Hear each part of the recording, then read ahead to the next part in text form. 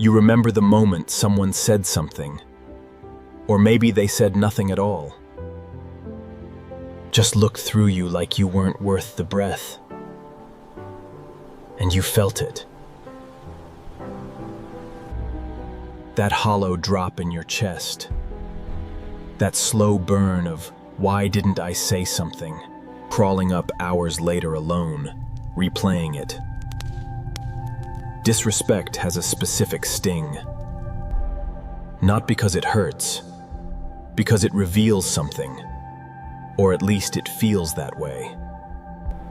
Like the other person just saw something in you that confirmed your worst fear about yourself.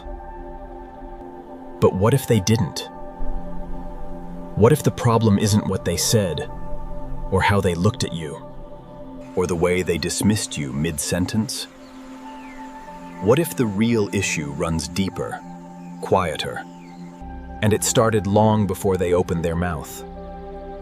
The Stoics knew something most people spend a lifetime avoiding. Disrespect in almost every form is not a verdict on your worth. It is a signal.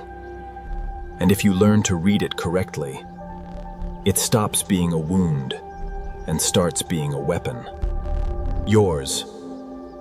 This isn't about becoming cold or building walls or rehearsing perfect comebacks in the mirror. That will permanently change the way people treat you, not because you demanded it, because you finally stopped allowing anything less. Before we go further, if you're done letting other people decide how they get to treat you, drop unbreakable below. One word: own it. Rule 1: know what is yours to control. Picture this. You're in a meeting. A colleague interrupts you, again. Midpoint, as though what you were saying was merely background noise. The room moves on. Your idea evaporates, and for the rest of the day, you carry it, the slight, the dismissal, the evidence as your brain keeps cataloging it that you are somehow less. Here's the revelation Epictetus offers, and it is one of the most disorienting truths. In all of philosophy, that moment, most of it was never in your control to begin with. Epictetus faced a challenging beginning, living within a system that sought to diminish his spirit. And yet he became one of the most respected philosophers in the ancient world, not by escaping his circumstances, but by mastering something no one could touch: his inner world.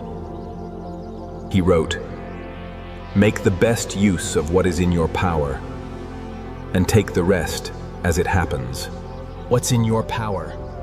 Your thoughts, your response, your values, what you choose to give weight to. What's not? Other people's behavior, their opinions, their interruptions, their need to feel bigger by making you feel smaller. The first Stoic rule for commanding respect is strikingly simple: stop fighting battles that were never yours. When you spend your energy trying to control how someone else acts, obsessing over their tone, their words, their inexplicable need to undermine you, you hand them the keys to your inner peace. You give them power they didn't earn. And here's what most people miss. The person who interrupted you in that meeting, they weren't thinking about you the way you've been thinking about them. While you replayed it 100 times, they moved on by lunch. The Stoic distinction between what is up to us and what is not up to us. What Epictetus called the Dichotomy of Control is not a philosophy of passivity.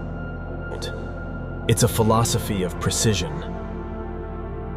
It teaches you to stop bleeding energy into things you cannot change, and to redirect that same energy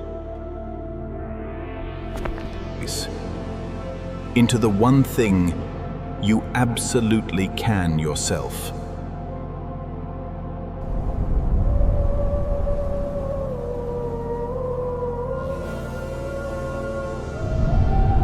It loses its charge. The interruption still happened, but you didn't carry it home. You didn't let it edit your self-perception, and that, the quiet refusal to be defined by what you cannot control, is the first and perhaps most powerful form of self-respect. Rule 2. Never seek approval from those who disrespect you. There is a particular kind of exhaustion that comes from wanting respect from someone who has made it clear they don't intend to give it. You know the feeling. You work harder. You explain yourself more carefully. You adjust your tone, your timing, your presence. Quietly auditioning for a role in someone else's story, hoping this time they'll finally see you. They rarely do. And the cruel irony is that the harder you try, the less respect tends to arrive, because approval seeking, however subtle, is visible. People sense it the way animals sense fear. And when they sense it in you, it doesn't make them warmer, it makes them less careful.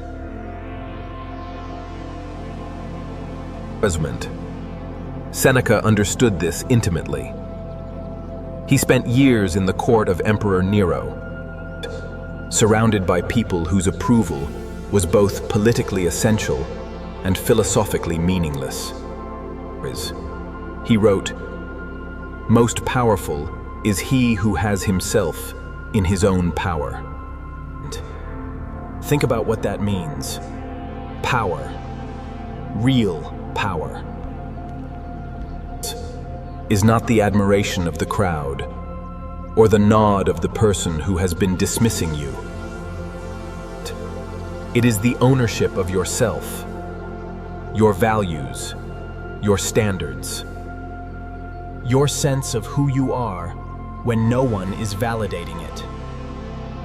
The second Stoic rule is this: your self-worth cannot be a currency that you let others control. This doesn't mean becoming indifferent to all feedback. Seneca himself was deeply relational, Tavai said. He valued wisdom wherever it came from. The distinction is critical. There is a difference between respecting someone's perspective and needing their approval to feel whole. When you stop seeking validation from the very people who disrespect you, two things happen almost immediately. First, you stop giving them leverage. You cannot be manipulated by the withdrawal of something you no longer require. Second, and this is the part that surprises people, your behavior shifts. You stop over-explaining. You stop shrinking. You stop arriving in rooms already apologizing for taking up space. And people notice, not because you announced anything, not because you delivered a speech about your boundaries, but because something in your energy changed. You became, in the truest sense, harder to diminish.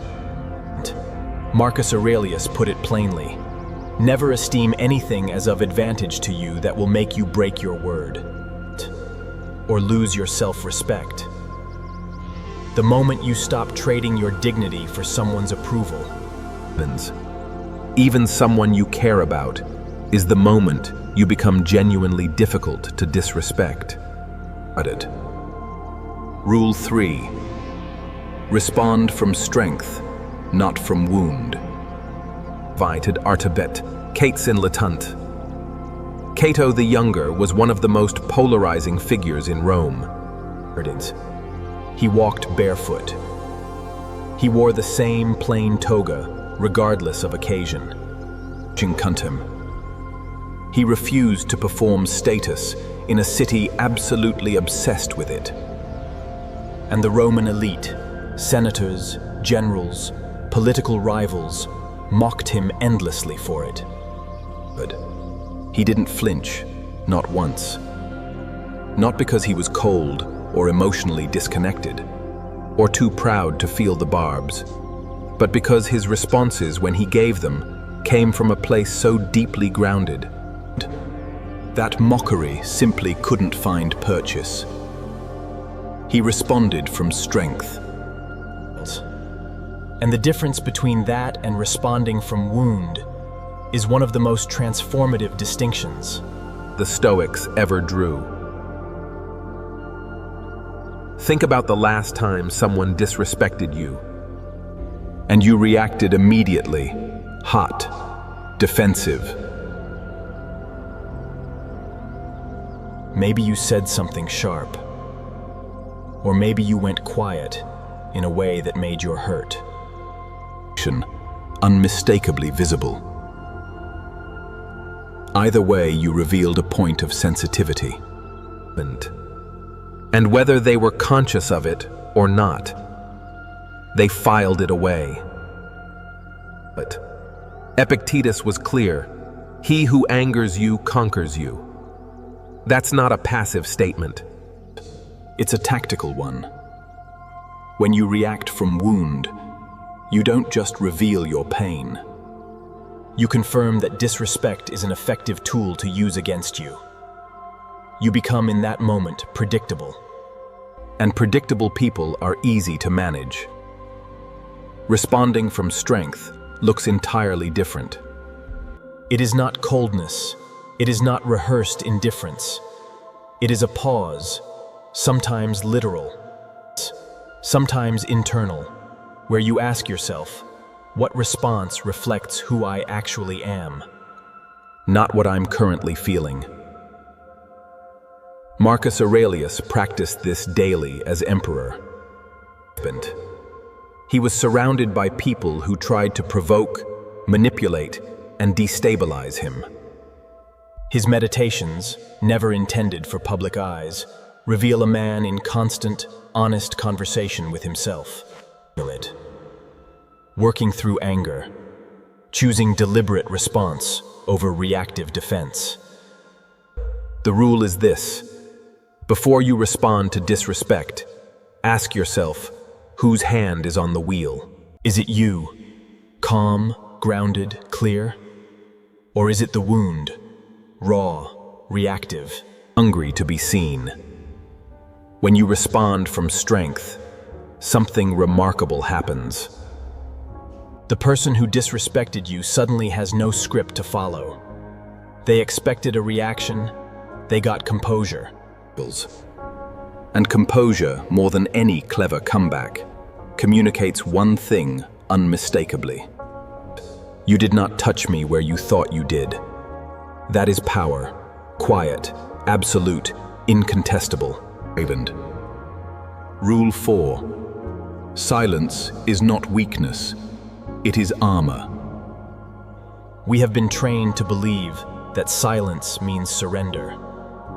That if you don't clap back, counter-argue, or at least visibly bristle, you've somehow lost that. Letting something go unchallenged is the same as accepting it. The Stoics would find this idea almost comically backwards. There is a kind of silence that is, in fact, the most powerful response available to you. Not the silence of someone who has nothing to say. The silence of someone who has decided that the person in front of them has not yet earned a reaction. Epictetus describes it this way: when someone says something designed to sting you, to embarrass you, to pull you off center, your first instinct will be to defend yourself, to explain, to justify, to correct the record. And every single one of those responses however reasonable, announces the same thing that landed. But what if it didn't have to? Marcus Aurelius wrote privately about encounters with people who insulted him, dismissed him, or tried to bait him publicly. His consistent practice was restraint. Not performance, not gritted teeth suppression, genuine philosophical restraint, born from the understanding that most provocations are not worth the cost of responding. The cost he was thinking about wasn't dignity. It was clarity. When you respond to every slight, you scatter your attention. You give the provocateur exactly what they came for: engagement, reaction, proof that they have the ability to move you. Silence denies them all of it. Now, this is not a license for permanent passivity. The Stoics were not doormats. Seneca argued forcefully against injustice. Marcus Aurelius commanded armies and made ruthless political decisions when necessary. The distinction is purpose. They chose silence when silence served wisdom, and speech when speech served justice.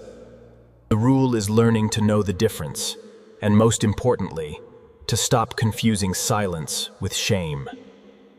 But when someone disrespects you, and you meet it with calm, unhurried quiet, not deflation, not avoidance, just steady, unimpressed stillness, you send a message that no clever response could deliver as cleanly. You say, "I am not moved by this, and I am certainly not afraid of you." Silence wielded consciously is not the absence of power. It is power fully composed, choosing not to waste itself. And there are very few things more unsettling to someone who expected to provoke you. Rule 5. Set boundaries like a philosopher, not a victim. Here is where most people go wrong with boundaries. They set them from pain. They announce them as ultimatums, issue them mid-argument, or deliver them with the kind of emotional charge that turns a boundary into a battle cry. And then they wonder why it doesn't land with the authority they intended. The problem isn't the boundary. The problem is the posture. A boundary delivered from a place of hurt sounds like a plea. A boundary delivered from a place of clarity sounds like a law of nature. The first invites negotiation. The second simply exists. Fourth sense. Seneca wrote about this in the context of friendship and self-preservation. Protect what is essential to who you are, not reactively, but philosophically. From a settled conviction about what you will and will not allow into your life. Not because of what someone did last Tuesday, but because of who you have decided to be. This is the distinction between reactive boundaries and philosophical ones. Reactive boundaries are set in the heat of feeling. They often crumble because they were never really about a principle. They were about pain seeking relief.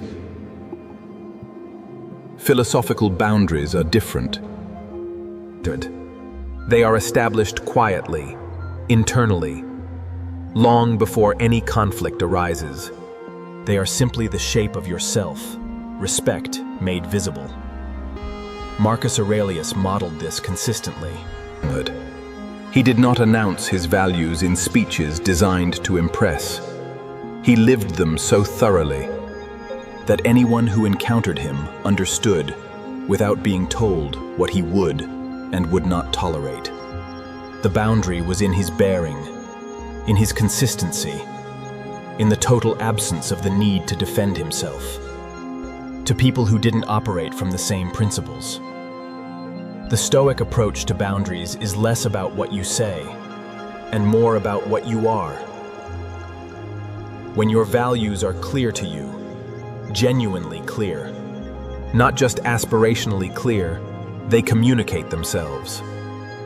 People who are inclined to disrespect you will either adjust or they will reveal themselves as people whose presence in your life deserves serious reconsideration. And this is a gift, not a loss. Every person who cannot respect your quiet, settled, non-negotiable sense of self is showing you accurately and efficiently who they are. You do not need to convince them. You do not need to educate them. You simply need to make a decision about what you will continue to allow. And then let that decision speak loudly, without saying a word. Rule 6. Build an inner citadel they cannot enter. A wise figure from antiquity had a name for it.